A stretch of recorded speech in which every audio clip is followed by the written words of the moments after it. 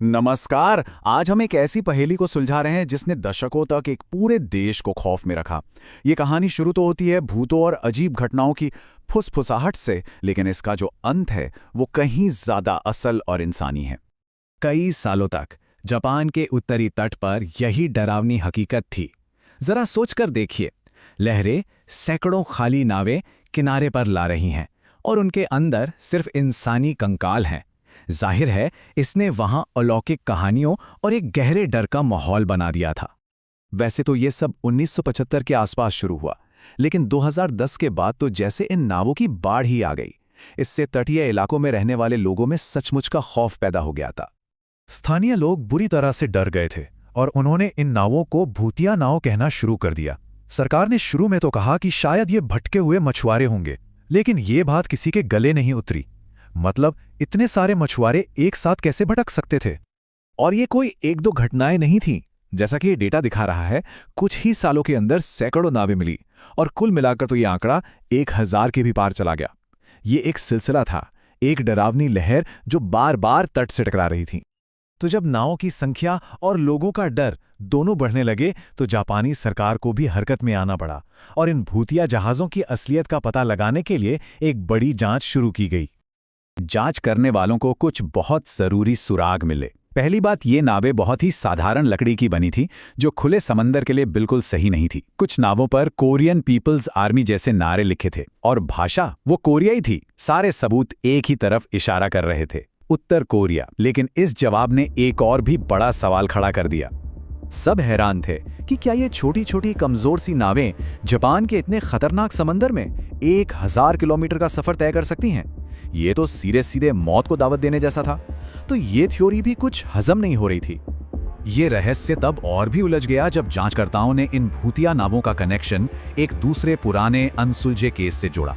एक ऐसा केस जिसने इसी तट को कई सालों से परेशान कर रखा था। उत्तर कोरिया का ये कबूलनामा वाकई चौंकाने वाला था। इससे ये तो साबित हो गया कि इस तट में उनकी कोई ना कोई भयावह दिलचस्पी तो थी, लेकिन ये अभी भी कंकालों से भरी नावों का रहस्य नहीं सुलझा पाया। अपहरण और इन भूतिया नावों के बीच आखिर क्या कनेक्शन था?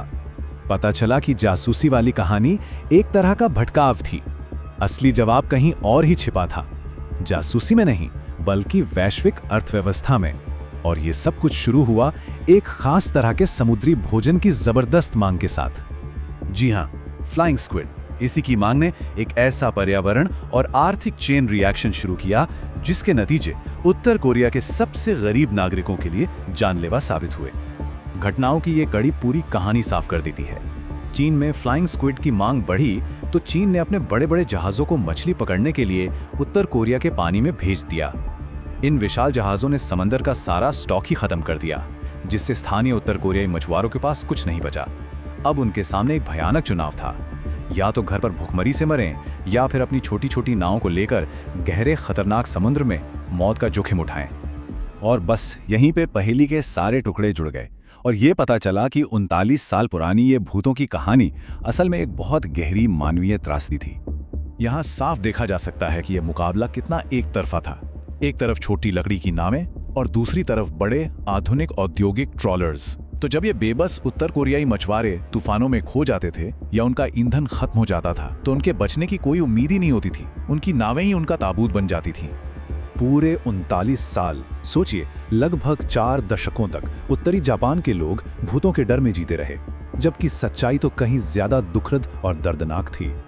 आखिरकार एक के बाद एक कई अंतर्राष्ट्रीय जांचों ने भी इसी आर्थिक थ्योरी पर मुहर लगा दी। संयुक्त राष्ट्र ने, पत्रकारों ने, सबने यही नतीजा निकाला और अंत में उत्तर कोरिया ने भी मान लिया कि मरने वाले उसी के नागरिक थे। और इसी के साथ भूतों की कहानियों पर पर्दा गिर गया और एक दुखद सच्चाई सबके सामने आई। ये बात पूरे रहस्य को एक नए नजरिए से देखने पर मजबूर करती है।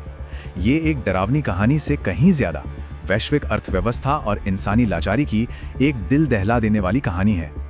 और ये हमें एक बहुत जरूरी बात याद दिलाता है कि कई बार भयानक मिथकों के पीछे एक और भी भयानक मानवीय हकीकत छिपी होती है। खैर, आज के लिए हमारी ये पड़ताल यहीं समाप्त होती है।